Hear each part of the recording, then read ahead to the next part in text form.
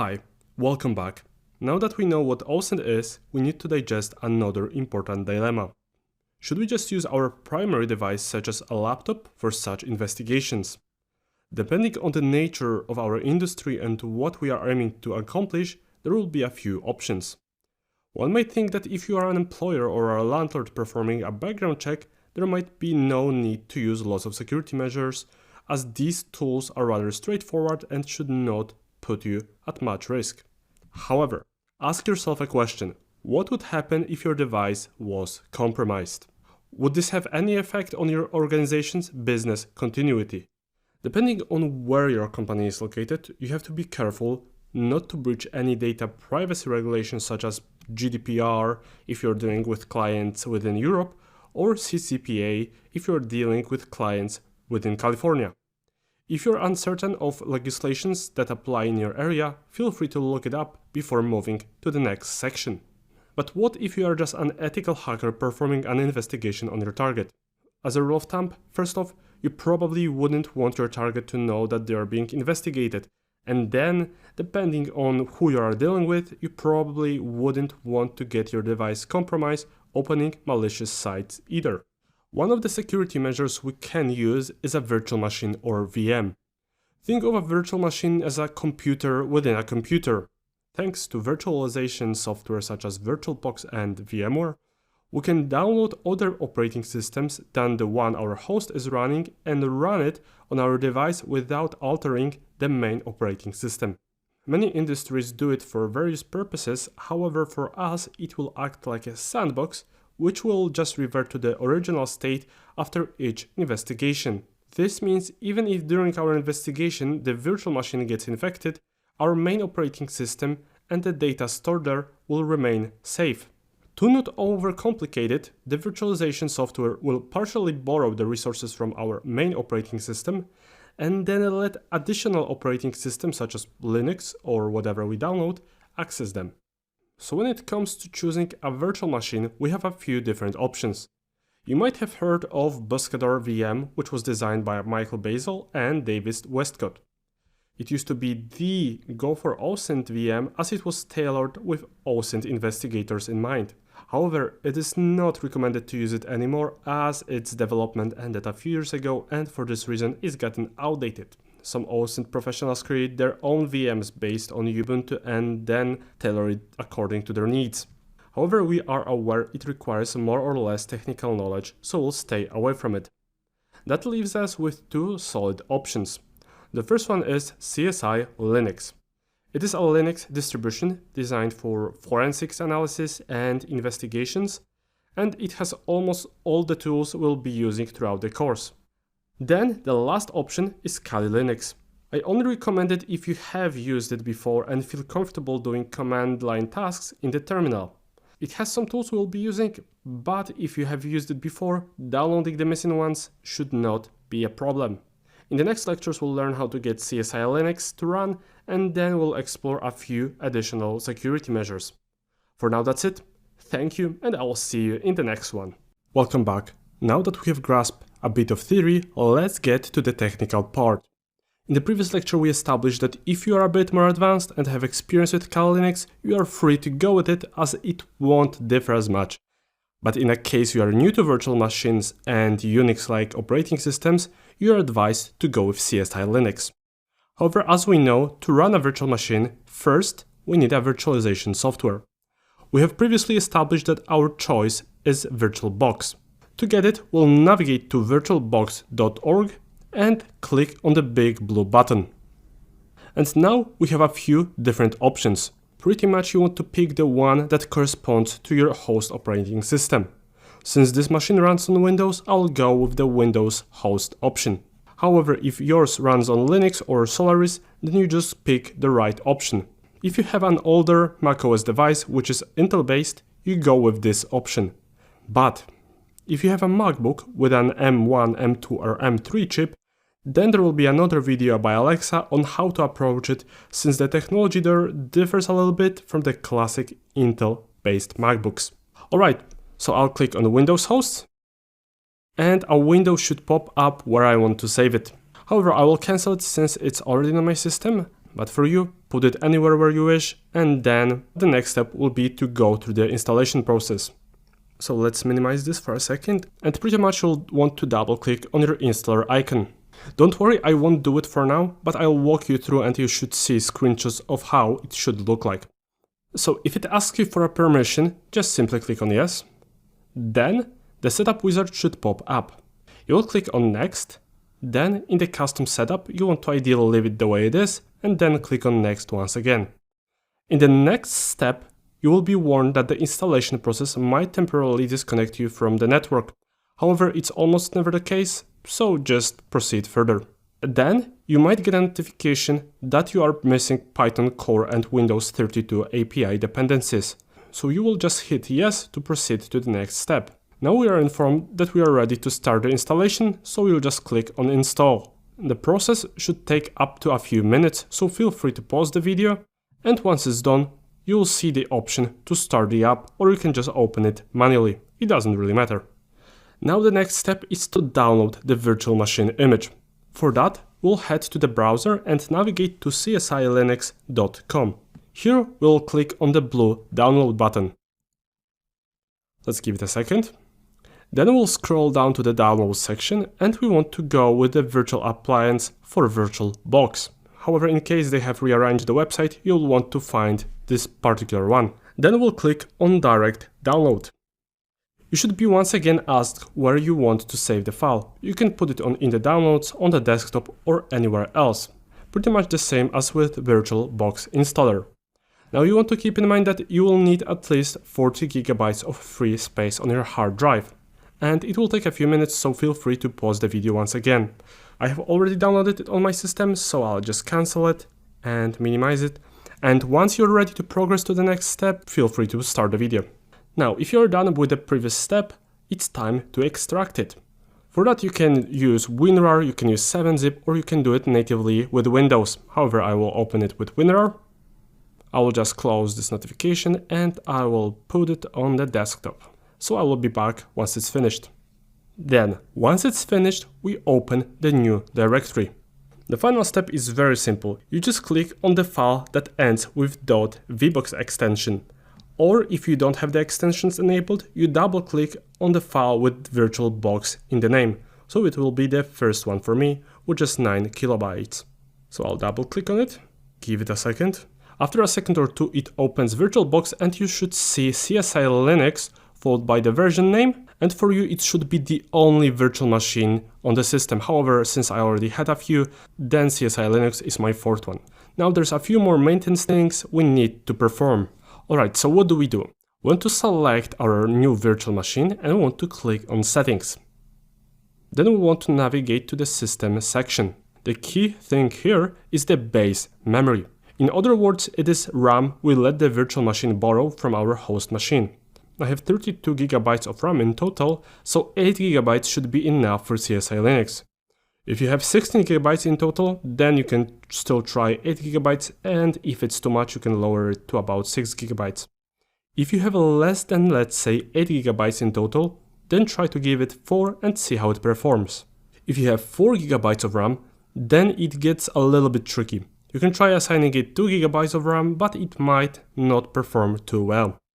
Okay, so once we are done with this part, we got the very last thing to do. We'll navigate to the network section. And now, by default, it should be set to NAT for the majority of you. If you run the machine now and you don't have an internet connection, then you will want to try the following things. First off, you'll click on Attach to and you'll switch to Bridged Adapter. If it still doesn't work, you'll open Advanced Settings. You'll check Cable Connected, give it another try, but keep in mind every time you apply new settings, you need to restart the machine. Then another way to make it work is to set the Promiscuous mode from Deny to Allow VMs or to Allow All, but you need to see what works for you. Then if you still have no internet connection, you'll just cancel this. I'll discard the changes for now. We'll go to Tools, we'll go to NAT Networks, and you'll want to click on Create to create a new NAT network. Even though I shouldn't have those two, because I just was messing with the system, but it should be the first one for you. Then you will go back to the settings of our new VM, you will go Settings, you will go Network, Attach to, and you will do NAT network. Here you'll just set it to the only NAT network you have, you'll click on OK, and it should work for you by now. Alright, so I'll set it back to NAT, I'll click on OK for now, and I will boot the VM for the first time. For the first time it should take a minute or two, but once we see the login screen, we just need to type in CSI and hit enter. Let's give it a second. And congratulations, you have booted up the virtual machine. Now to see if we got internet connection, we'll just open Google Chrome and search for something. So I'll click on the Google Chrome icon. Let's do cancel, and for example, let me just cancel it. And let's do maybe google.com, hit enter, it works perfect. Now the question, how do we shut it down? We can either hit on the little red icon here, we do shutdown and then shutdown again, or we can do cancel and we click on X and then we can power off the machine. However, obviously this one is better for the system, so I'll just click on shutdown, give it a second, and it's off. Alright, congratulations if you made it this far. In the next lectures, we need to go through a few important aspects before we can get to the fully practitioner OSINT part. That's it for now, and I will see you in the next one. Hello and welcome back. Let's take a look at what we showed in the last lecture, but on Mac OS. Now, this is only for Mac Silicon chips. If you're using a MacBook with an Intel chip, you can still refer to the same tutorial from the previous lecture. Now, we mentioned that we can either use CSI Linux or we can use Kali Linux for this course. Since we saw how we can install CSI Linux in the last lecture, we're going to take a look at how we can install Kali Linux on a Silicon MacBook. That means MacBook with M1, M2 or M3 chip. But for those of you who want to use CSI Linux, you can navigate to this page right here, click on download CSI Linux, and down here you can pick your download. Since VirtualBox does not work on M1, M2 and M3 chip MacBooks, you want to go with either VMware if you're using VMware on your MacBook for virtualization, or you can use QEMU for UTM installation. Now, UTM is a free software that we will show very shortly once we install our Kali Linux operating system, but if you're using VMware, that is completely fine as well. So one of these two will work. If you're going to use UTM, which is a free software, go with this one. You just click on direct link and download. Alright, now that we got that out of the way, let us take a look at a quick tutorial on how to install Kali Linux operating system on a MacBook with M1, M2 or M3 chip. I will play the tutorial right now. Welcome back. So by now we know how we can install Kali Linux if we're using Windows, Mac OS on Intel processor or Linux system. But for those of you who have Mac OS that uses M1, M2 or M3 chip, we must do something different. We will use something called UTM. And right here on my MacBook, you can see that I'm on the official UTM website where you can download the UTM app. Just click on download right here, save it wherever you want, install it just as any other application. It will take around 10 to 20 seconds to do so. And once you have it done, you should be able to see UTM in your applications. After you do that, you navigate to the Kali Linux official page, navigate to download, navigate to installer images, and right here you will notice that we have quite a few options. Now, in the previous lectures for Windows users, we mentioned that we should install the 64-bit installer. But for Apple Silicon, we go right here on ARM64 images, and we install the ARM installer image of Kali Linux 2023.4, which is the current version. Now, just by clicking on this, it will start the download process. I already have my Kali Linux downloaded and on my desktop right here. So once you have both of the files ready, you should be good to go. Now, once you have both of the files ready, you want to start your UTM app. Once you start it up, it will look something like this.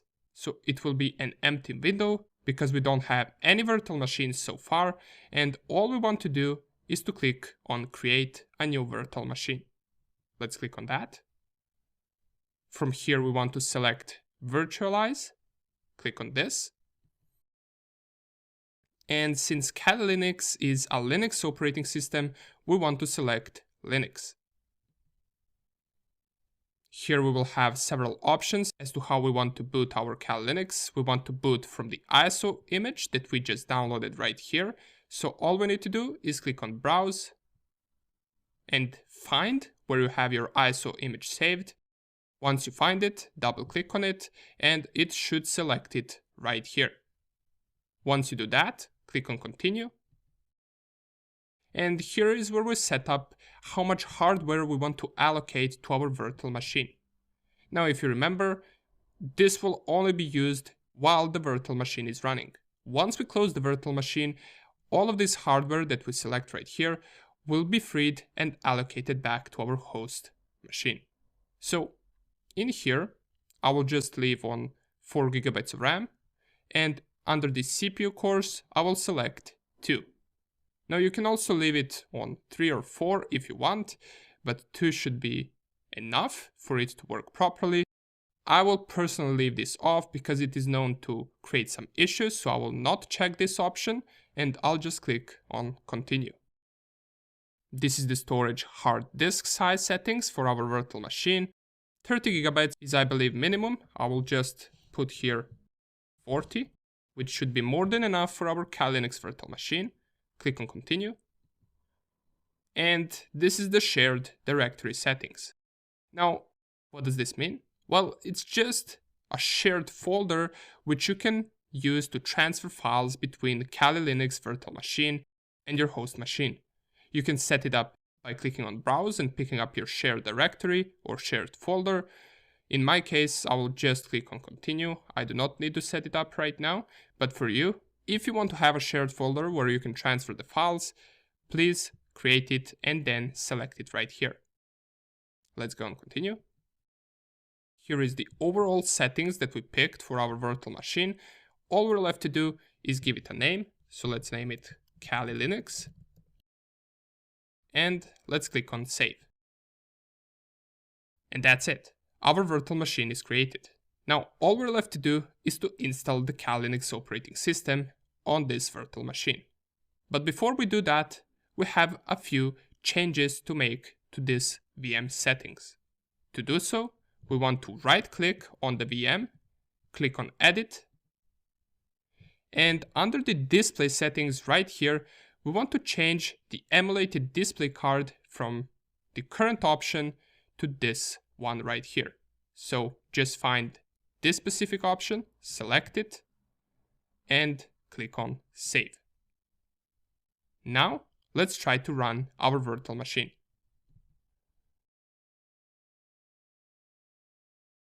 Now you will notice that the virtual machine will start, but after a few seconds, it will just go into black screen mode. If you notice right here, I'm currently stuck in the black screen mode with this dash blinking constantly. Now this might not happen for you, but if it does, what you want to do is you want to shut down the VM, want to completely close it, go back to the settings by right-clicking on the Kali Linux VM, click on Edit, and under Devices, you want to click on New and add Serial. Once you do that, click on Save, and what this will do is it will add additional terminal from which we can continue with our installation. So now that we did that, we can start our virtual machine again. And you will see two windows open up. Put the smaller one in front because this is where we will do our installation from, and go with the regular installation option. Now, graphical install will work too, but on UTM, in some cases, it is known to cause issues, so I would rather go with the regular install option. Click Enter. And here you will notice that the background screen went blinking again, but on the smaller terminal, we got our installation options. So first question that we get is selecting a language. I'll just proceed with English. Select your location. I will proceed with United States. You can choose your territory or area right here, but it is not that important, so I'll just go with United States. And the keyboard configuration to use, I'll go with American English. Let's wait for the next question to pop up. We get prompted for the host name for the system. Now by default it should type in Kali, and I'll just leave it on default. If you do not see Kali right here, you can type it in yourself and then proceed to the continue button. Under the domain name, we'll just leave it blank and proceed to continue. And full name for the user, I'll just select Mr. Hacker. You can type in anything you want right here and click on continue. Same goes for the username. I'll just leave it as Mr. Hacker. And now we type in the password. So this will be the password for the account that you just created. I will type in my password right here. And you will notice that it will be exchanged with asterisks. If you want to show the passwords in clear, just select this option down below. And once you type in your password, click on continue. It will ask you to reconfirm the password. So just do so and click on continue once again. Configure the clock. I'll go with Eastern right here. You pretty much just select whichever time zone you're in. And once you find it, just click on it.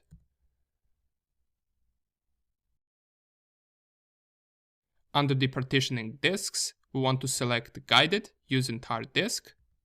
We will get our hard disk prompted, and if you remember, I selected the 40 GB to be the size of my hard disk. If you chose a different amount, it will be displayed right here. Nonetheless, I will just select virtual disk 1. I will select all files in one partition because it is recommended for the new users, so we'll go with that option. And we will click on Finish Partitioning and Write Changes to Disk. It will ask for confirmation, so do you want to write changes to disks? You want to change to yes, and click it. And this will start the installation process. Now, during this installation process, we will get prompted with a question here and there, and the entire process should take around 40 minutes to finish. Now, it might be more or less, depending on your machine, but it will take some time to finish. So sit back, enjoy, and let's wait for the next question to pop up. And right after 1 minute, we get this question prompted. So this is the software selection. Now, under the available options, we do not want to change anything. This will be the default settings. So all we want to do is click on continue. And the installation continues. So let's wait for the next question. And here it is. Our installation is done. Now, it took around 10 to 15 minutes for me, maybe less. For you, it might take a little bit longer, but once it finishes, it will lead you back to this install screen. Now, this is because we still have our ISO image loaded up, so even after finishing installation, it prompts us for another installation. What we want to do is we simply want to close the VM and not press anything here, so just close the VM like this, shut it down, close all of the windows, and before we start our Kali Linux again, what we want to do is we want to navigate down here, and under CD/DVD we want to click on clear. This will clear our ISO image, and now we will be ready to start the VM again. So just click on Kali Linux.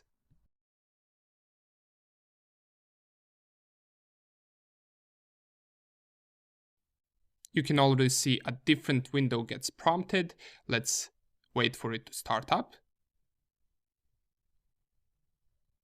And in just a few seconds, we get our Kali Linux login screen. Type in the username and password that you created during the installation process. So for me, it is Mr. Hacker. And I'll type in my password.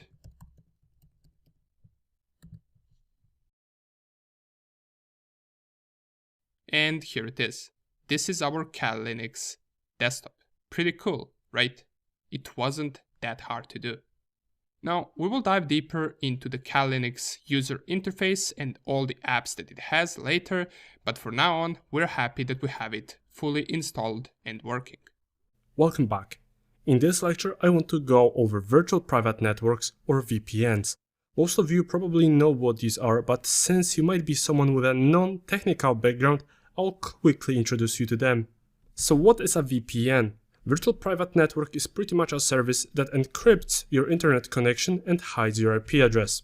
It is done by routing your internet traffic through a private network that might be even on the other side of the world. But how does it benefit an OSINT investigator? When it comes to open source intelligence, privacy is an extremely important factor. 99% of the time we will be hiding behind fake accounts and VPNs. But why is this the case? As you will learn later on, first off, we don't want the target to know that they are being investigated. If you use your personal account for such an investigation, a few things can happen. As a result of human error, you might interact with their account by liking their post or by sending them a friend request. Even if it doesn't happen, some social media platforms such as Facebook might show your account to the target as a suggested friend, which again we don't want to happen. The idea here is that we completely separate our real identity from the one we use for investigation purposes. Even if you're just conducting a simple background research on your potential tenant, you probably wouldn't like them to know that they're being screened. Now, each VPN provider has their pros and cons, but we don't recommend to go with the free ones.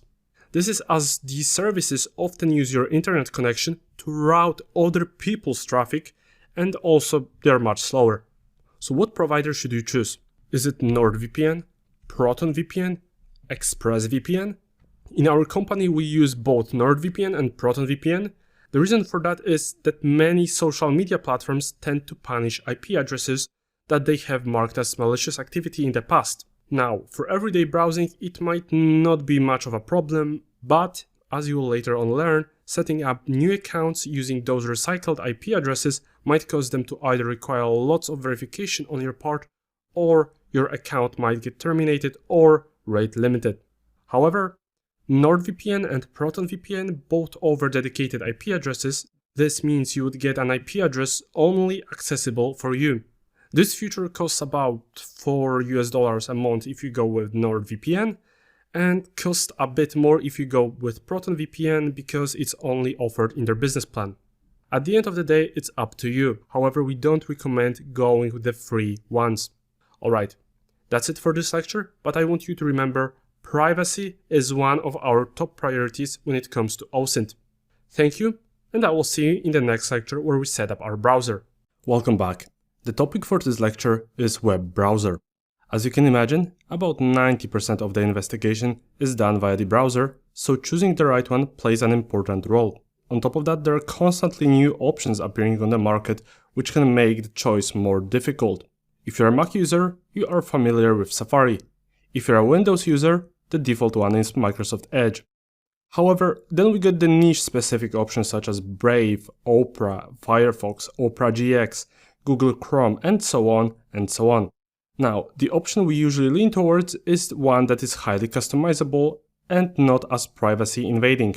Normally, we would advise you on getting Firefox, but for a few months now we have been having some issues with the extensions and accessibility, thus our choice is now either Chrome or Brave. However, as the things change, we might have to update the course.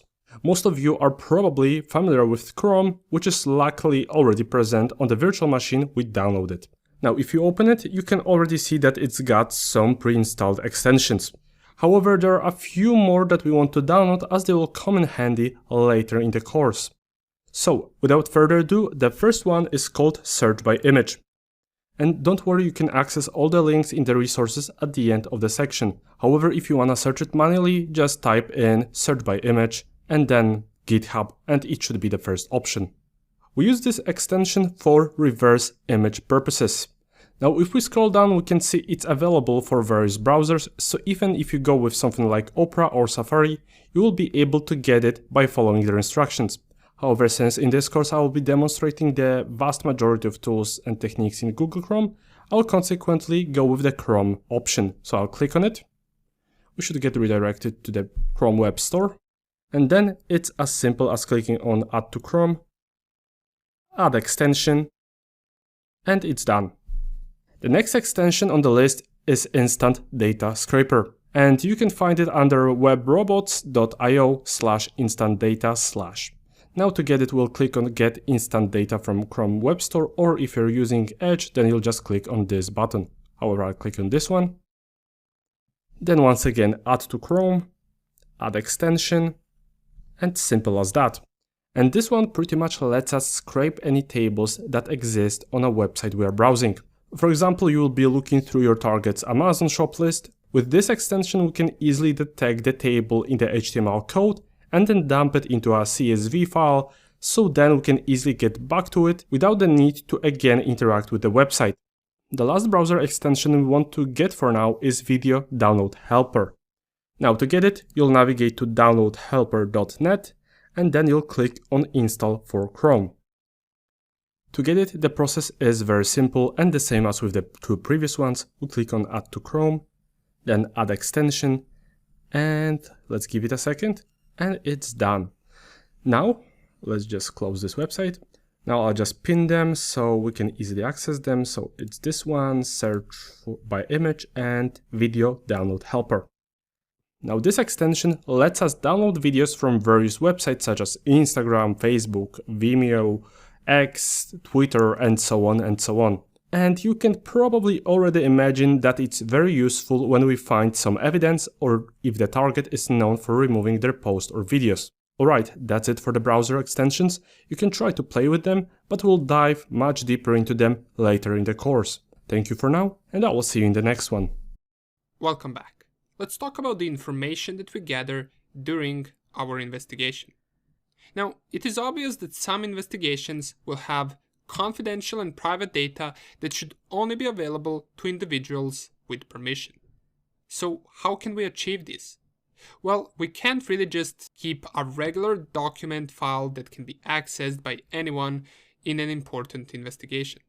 There are a few things that we can use. For example, encryption is crucial for protecting sensitive information. So, in order to handle encrypted data properly, we must first choose strong encryption. We want to use strong industry standard encryption algorithms, such as AES-256, to ensure data security. We also want to keep encryption keys secure. We want to store encryption keys in a secure location separate from the encrypted data. You can also use hardware security modules or secure key management systems where possible. Access control is another thing, so we want to limit access to encrypted data to authorized personnel only. This can be enhanced by also implementing multi-factor authentication to protect access. And let's not forget about regular updates. Regularly update your encryption methods and tools to address vulnerabilities and ensure compliance with current security standards. The decryption process is also important. Ensure that the process for decrypting data is secure. Only decrypt data on a need-to-know basis and in a controlled environment. Now, another thing is using password managers. While you conduct your online investigations, you will likely create and maintain numerous accounts and profiles across various services. Documenting the profile details, including passwords for these services, can be a daunting task. A password manager provides a secure database to store all of the various settings in regards to these profiles. For example, password managers like KeePassXC are essential for securely storing and managing passwords and other sensitive information. It requires a strong master password, so using a strong unique master password is essential for your password manager. This is key to accessing all stored credentials. Encryption is also important, and KeePassXC encrypts its database with AES-256. You want to ensure that your database file is securely backed up and that backups are also encrypted as well. Also, regular updates. Keep KeePassXC or any other password managers that you use updated to benefit from security patches and new features. Also enable two-factor authentication for your password manager, if supported. It will add you an additional layer of security. We already mentioned backups, as you want to regularly back up your KeePass database to secure locations. And also avoid sharing your KeePass XC database or any password manager's database through insecure channels. Use secure methods for transferring and accessing it. Alright, so I have a tutorial on KeePass, not KeePass XC, but they are quite the same. So let's take a quick look at KeePass Password Manager, and you will get a pretty good idea of how password managers work and how simple they actually are to use. Now, KeePass is just one of the many password managers. There are a bunch of others available as well that are better, but this one is free to use and easy to use. So let's have a quick look. Password managers are pretty much what their name says. They are there to manage your passwords, no matter how long they are, and you do not have to bother remembering any of the passwords. Alright, so since there are lots of password managers, we're going to try out a free password manager called KeePass. If you type KeePass in your Google, KeePass Password Safe should be the first thing that pops up with a link of keepass.info.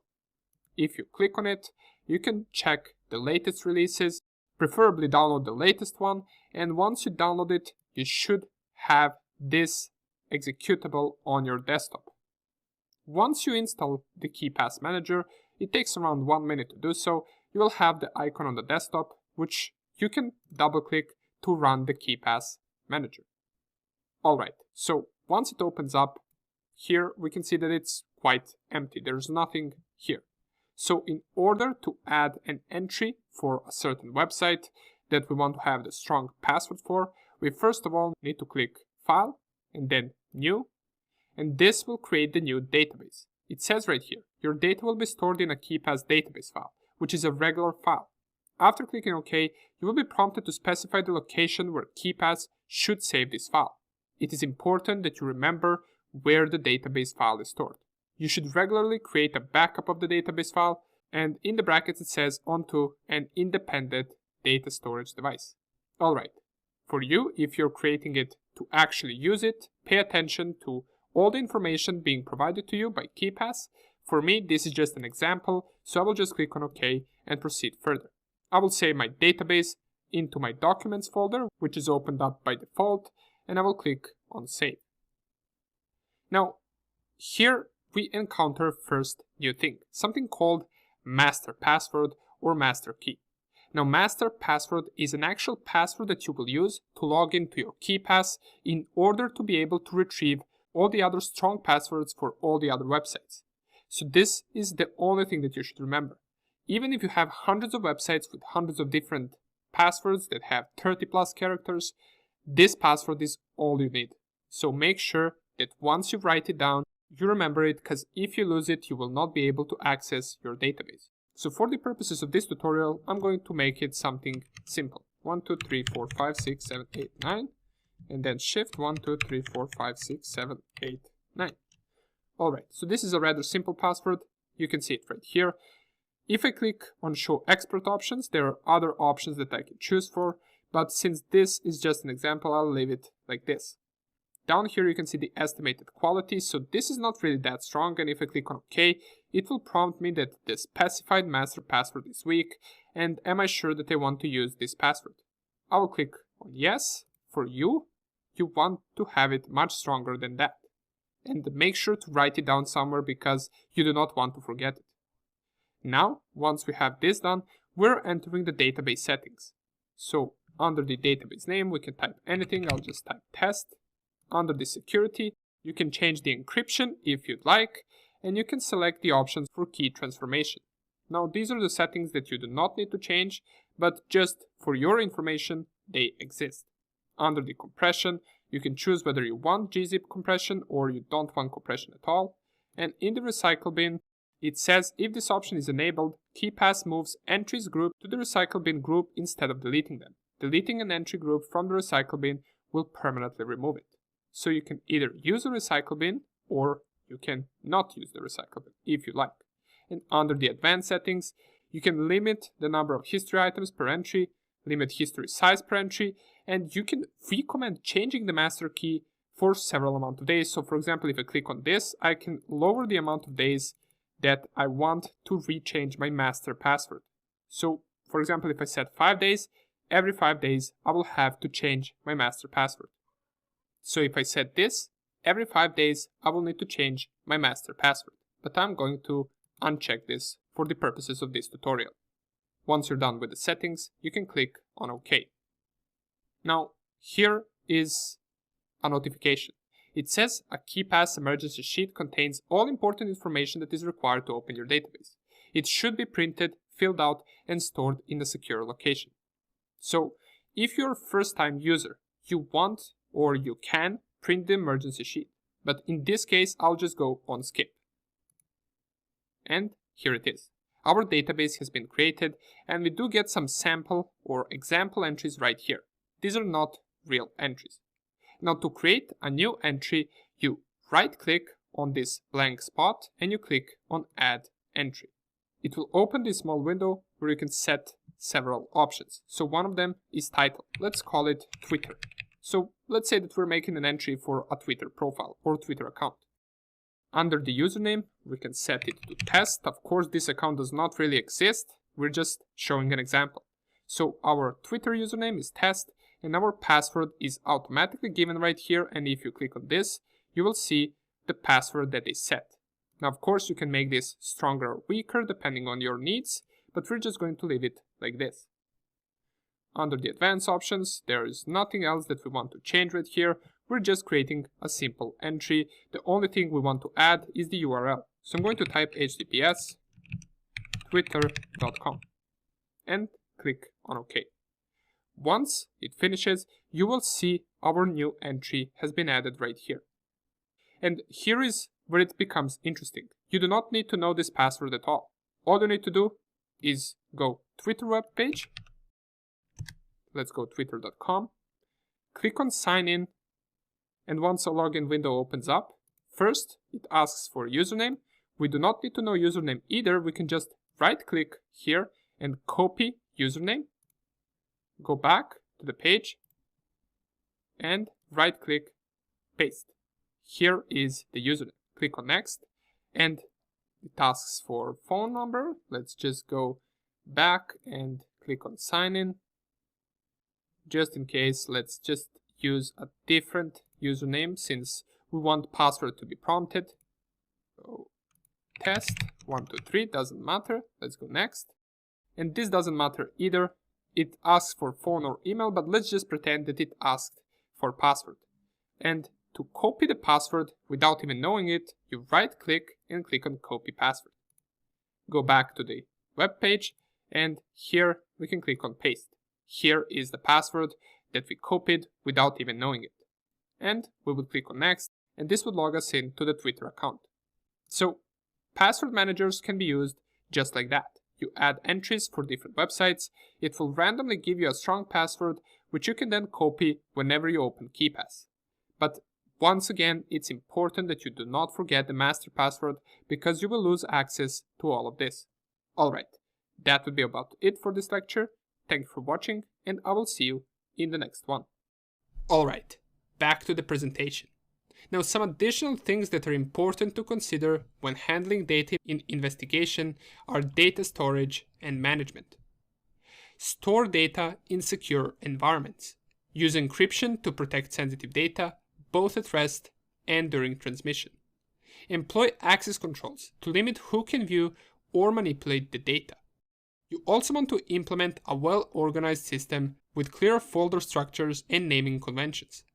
Categorize data based on type, relevance, and source to facilitate easy retrieval.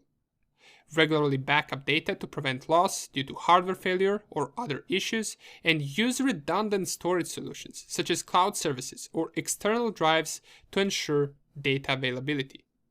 When it comes to access control, we already mentioned, you want to restrict access to data based on roles and need-to-know principles. Use authentication and authorization mechanisms to control who can access or modify the data. Now, data sharing is another important thing. Share data and findings only with authorized individuals or organizations. use secure methods for data transfer, such as encrypted emails or secure file sharing platforms. Anonymize or de-identify data where appropriate to protect individuals' privacy. Ensure that any shared data complies with legal and ethical standards.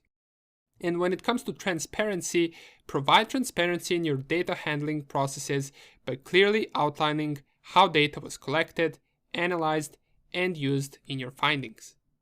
This enhances credibility and trustworthiness. And lastly, we want to discuss data retention and disposal. Now, when it comes to retention policies, you want to establish data retention policies based on legal, regulatory, and organizational requirements. Determine how long data should be kept and under what conditions it can be disposed of. And when it comes to the secure disposal, when data is no longer needed, ensure that it is securely disposed. Use methods such as data wiping, shredding, or secure tools for deleting to prevent unauthorized recovery. Alright, so those would be some of the important things when it comes to handling data in investigation. Make sure to remember encryption being one of the most important, using different tools such as password managers, and also keep an eye on data storage and management, as well as data sharing and data disposal. Thank you for watching, and I will see you in the next lecture.